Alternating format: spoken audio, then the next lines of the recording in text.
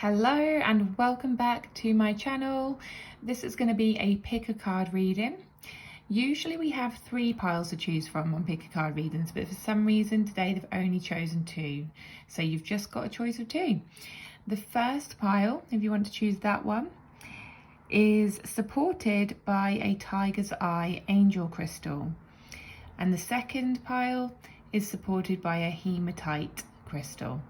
You feel free to look them up to see what they mean if you want to make your decision that way. If you want to just make your decision by your intuition, that is the best way in my opinion, then do so. Choose your pile. You can choose both if you want to. You don't have to just stick to one. And all the timestamps are below. So I will see you on your reading. Hello and welcome back to those who've chosen pile number 1, where you had the tiger's eye angel crystal. Little tiny crystal I've got here. I carry it around in my handbag for protection. And that is the meaning of tiger's eye. It is protection, clarity, power and courage. And then also with the added protection of the angelic symbol here, the angel, which is your support from higher realms, from the spirit, from your loved ones who may have passed, all of that as well. So you've got the protection and the support from that as well. So you've got 3 cards in this pile. The first card is Uncharted Sea. So what I get from this is like the imagery of you actually being out at sea and there being some kind of storm or something brewing, and you know about it ahead of time. You're already aware of it, right? So maybe there's something in your life where you know something's coming up, or you've got to step into something, you've got to go somewhere. Maybe you're going on holiday and you already know it's going to be raining and you're like, oh great. It could be as little as that. It could be something bigger than that, right? So you already know you've got to step into something or walk in the direction of something where you know there's going to be storms, you know there's going to be dark clouds, or you know, or something. And I smile when I'm saying that because it's like, oh, it's almost like it's not scary to you. You are already expecting it. It kind of brings through the energy of like a family get together where you know that 2 people in the family aren't getting on and you're going to walk into that. It's like that type of energy. If it is something bigger than that for you, then you're kind of aware of it and you're a bit scared of it. You're a bit like fearful of this, and you know you've got to step into it and you're like, oh, okay. But I do want to keep smiling, so it's almost like, oh, I just have to laugh this off because if not I'll cry. There's something like that going on.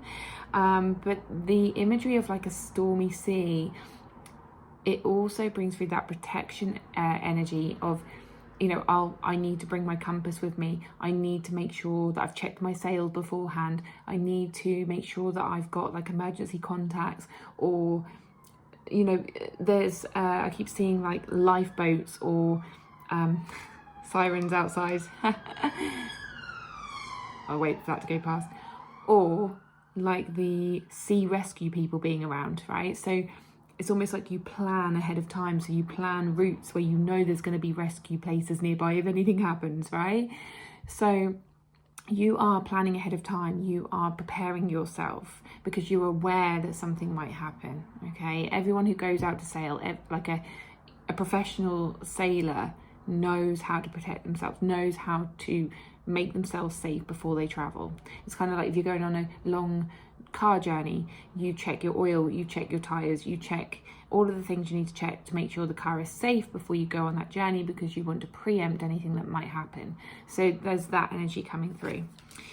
And then the next card is Willing Release. Now this brings through a memory of when I was younger and I used to blow dandelions. I've even got a dandelion tattoo because it reminds me of when I was younger and I used to blow dandelions and I used to make wishes.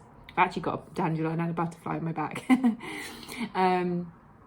And it's that innocent energy of, I want to keep going like this as if like I'm holding a microphone, but I'm not. It's blowing a dandelion and I'm making wishes, right? It's that childlike innocence coming through of, I'm going to wish for something and I want to make my life better. I'm going to wish for something better in my life. I can visualize something better for my life. And maybe that's like the journey that you're taking. So the direction that you're going in on that boat or on that holiday or on that family get together. Like, you want to create something better. You want to bring people together, or you want to experience something better. So you're going along. Maybe you're going to be part of the making it better. I don't know. But maybe you're praying before you go. Maybe you're wishing before you go that something's going to be better than you imagine. Just wait for that siren to go past again. And you're hoping and wishing for something better, and there's nothing wrong for that. Nothing wrong with that. That's just like the positive side of you, the hopeful side of you, and don't ever let that go. Don't ever let that innocence go. Hold on to that, because there's something powerful about that. Okay, so keep doing what you're doing in that sense. Keep an open mind, keep a positive mindset, an open mindset, an optimistic point of view. Because if you go down the route of negativity, like, oh, I know this is going to happen, this is going to happen, like, oh, I can't stand it, and you're like thinking negatively, you're only going to attract more negative stuff. So step out of that, get back into your hopeful, wishful optimism, and expect the best. I want to say expect the best, right? Because what have you got to lose? Okay, and then the next card is assessing, but it was in reverse.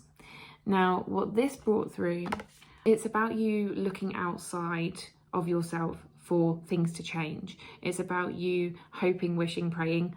I'm kind of going to contradict myself now.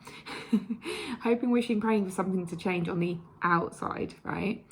This is about you looking inside. And this is about and also it's about protection, right? So as you know how to protect yourself and the things to put in place and prepare before you go into something, do you know what things to put in place within yourself? Do you know how to protect yourself? Now, this could be protecting your energy, right? Have you looked at energetic protection methods, things like that? If you're into spirituality, if you're into energetic work, have you looked at how to protect yourself? I do this thing where I visualize a strong shield of protection, the strongest shield of protection that I can have. If I know I'm going into somewhere where there's low density energy, or if I'm going into a family situation where I know there's going to be lots of toxic stuff going on, I will put an energetic protection around me, right? And that I actually just feel more calm and more safe when I do that. Now, that's coming from someone who is spiritual and connected to energy. If you aren't into all that, I don't know why you're watching me if you're not into all that. But if it doesn't resonate, just think of ways in which you can start to change your situation yourself, rather than waiting for someone else to change the way they're being, or do something different, or change the environment for you and giving your power away to someone else, right? How can you change your situation? How can you look at things differently? How can you plan differently, prepare differently, act in different ways, behave in different ways, look after yourself in a different way, take responsibility for your energy and what you're doing? It's kind of like, if you haven't read Let Them by Mel Robbins, it's kind of like what she says in that book. So read that book, is amazing. But she talks about just kind of taking that responsibility for yourself and saying, let them get on with what they're doing, and then I'm going to pay attention to what I'm doing. So yeah, if you haven't watched that. If you haven't read that, I'll pop the link below so you can go and look at that. It's an amazing book. I haven't read it all yet, but so far it's amazing. Okay, so that is your card pile. I hope it resonates. Please give this a like, comment, and all of that jazz if it does. Maybe hop onto the other one if you feel called to as well. But yeah, if this is where I leave you, then I hope it supported you, and I'll see you on the next reading. Bye. Hello and welcome to those who chose pile number 2. So pile number 2 is the Hematite crystal. Now, I got this stone I used to have a bigger Hematite stone. I actually gave it to an old work colleague who used to really struggle with anxiety. And it was my favourite one. It used to ground me so much, but I just felt the urge to give it to him because he was really struggling. I actually miss it. I might have to get myself a bigger one, but I got this one to replace it just for the time being, just so I could kind of like play with it if I was ever feeling anxious and I needed some grounding. So hematite is quite heavy. So hematite is a grounding stone. It's to bring you back to center, bring you back to presence, and like I say, helps with anything like anxiety, worry, all of that. So the first card we have is Will. And when I first saw these cards come out, they came out in a different order to what the first pile did. So I don't actually know if I changed the order of the first pile and this was meant to be the order, but what I heard was a different order. And then I heard I am willing. So obviously will, but I am willing to change this, or I am willing to change up the order, or something like that. So it's almost like if you have always done things in a certain way, you've always done things in a certain order. I'm also getting OCD come through, so I don't know if someone here has got OCD, but it's like you like things in a certain order, and then there's autism, and then there's all of these different things coming through where it just is the representation of I like things in a certain routine, a certain order, certain structure. And that's fine, obviously, if that's your makeup, if that is natural to you and you actually feel more yourself like that. It becomes a problem when you don't actually feel like yourself, if you don't feel like that is actually you and you're just doing things in a controlled way, like a controlled order, because you're scared of something, because you're worried about things kind of not going your way or not working out in the way that you want them to. So you're going to take over and you're going to do things in your way. And like, I'll give you an example. So years ago, I used to always plan everything. I used to plan events, I used to plan parties, I used to always be the one who arranged things with like friends or family, and I had to be in control of everything. And that was actually a way of me protecting myself and controlling things so they didn't go wrong. And it was almost like the energy of, if I don't do it, no one else is going to do it, or if I don't do it, it's not going to get done in the right way, or things will go wrong, or people will get things wrong or make a mistake, or whatever it was, right? That was my reasoning. So this reading is aimed towards those people, okay? So you're actually realizing that this is not serving you, that this is maybe making you exhausted, that this is maybe making you stressed, and you're done with it, and you're like, maybe you're only just realizing this now when you're watching this video, but maybe you are aware of it, right? And you're saying, no, things need to change, and I am willing to make this change for my own well-being, my own sanity, my own stress levels, right? So then the next card is a deep breath, which goes really well, right? So once you've decided that, you can take a deep breath and you can let go of all of that responsibility and all of that control, right? Because it's not serving you, it's actually restricting you. It is, I'm just seeing like the weight of the world come off your shoulders when you let yourself do this, when you give yourself a breather and you actually let other people take control. And yeah, that might be scary to you because you might be thinking, oh no, what's going to happen if someone else does it and I don't? Just let them. I talk about in the first pile, maybe you've come over from that one as well, but I talk about the book Let Them by Mel Robbins. I'm going to link it below. If you haven't read it, then do give it a go. I haven't read it all yet, but what I have read so far, I love.